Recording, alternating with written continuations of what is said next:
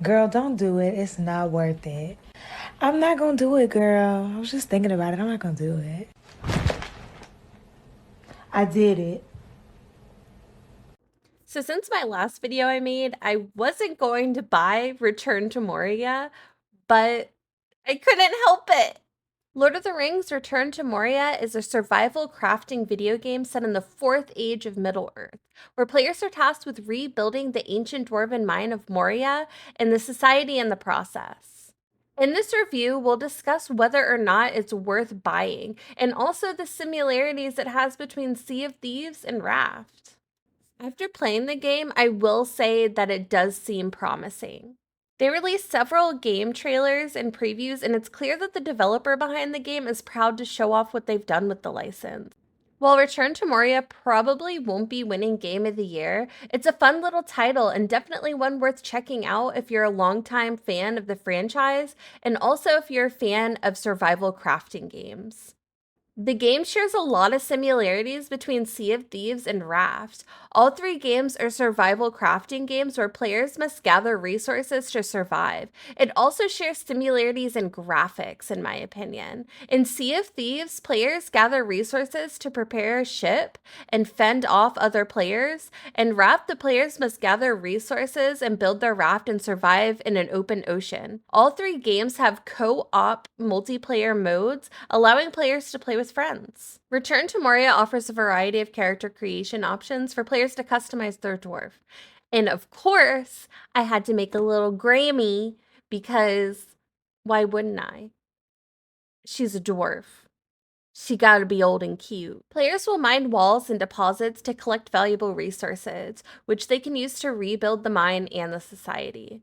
To survive the treacherous mines of Moria, players must conserve resources, hunt, and gather food. To replenish your health, you do have to make a bedroll, and I couldn't figure this out at first because it wasn't available. Once you get deeper into the settlement, you are able to gather and craft more things. Players can expect to encounter plenty of authentic Lord of the Rings references and a good deal of lore ripped straight out of J.R.R. Tolkien's books. The gameplay involves exploring deeper and deeper into the dangerous mine filled with goblins. But once you get deeper in, it kind of starts to get a little bit more addicting. I honestly had to stop so I could make this video. Players can excavate the mysteries of the legendary mountains, extract precious metals, scrape to survive, and battle unspeakable forces to learn the secret of the shadow that lurks within. Coming from somebody who doesn't play a lot of survival or crafting games, I have played my fair share of Sims and my fair share of survival games, but they're not my favorite. Going into this with an open mind was extremely important for me. Combat is important to me when I purchased the game, but going into this knowing that it's a survival game, I wasn't sure how the combat was going to fare. And I will say that I wasn't disappointed. I wasn't impressed either, though. The dialogue and the combat were mid tier, but they weren't awful. Combat in Return to Moria involves fighting against orcs, huge spiders, and other monsters. The combat is in third person and a bit of dodge rolling and crossbows, but when you first start out, you're able to make an axe and hold a torch, and you're able to block, and when you block, you can kick. It's actually pretty nice. It's decent, it's entertaining, and it didn't make me want to instantly close the game. The game is actually story heavy. It takes place after the fall of Sauron and the conclusion of the War of the Ring. The game's story involves Gimli calling all the dwarf factions back to Moria to reclaim it from the goblins and the orcs that have taken over. The game's story is an interesting choice since the era hasn't been explored much at all in the canon. So, in conclusion, Return to Moria is considerably a better game than Gollum. It could be comparing apples to oranges, but it was a boring, buggy mess playing Gollum.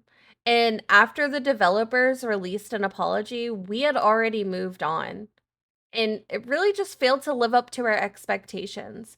If you're a fan of survival games and you want something to keep your hands busy, I highly suggest getting this game. As always, thank you so much for watching. I really appreciate it. I am still having a blast making videos.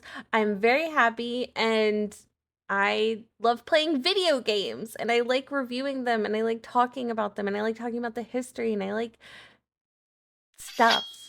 So leave a comment, leave a like, hit that subscribe button, and get notified because I do upload videos weekly, whether it's talking about some lore, some history, whether it's leaving a review about a video game. It doesn't matter.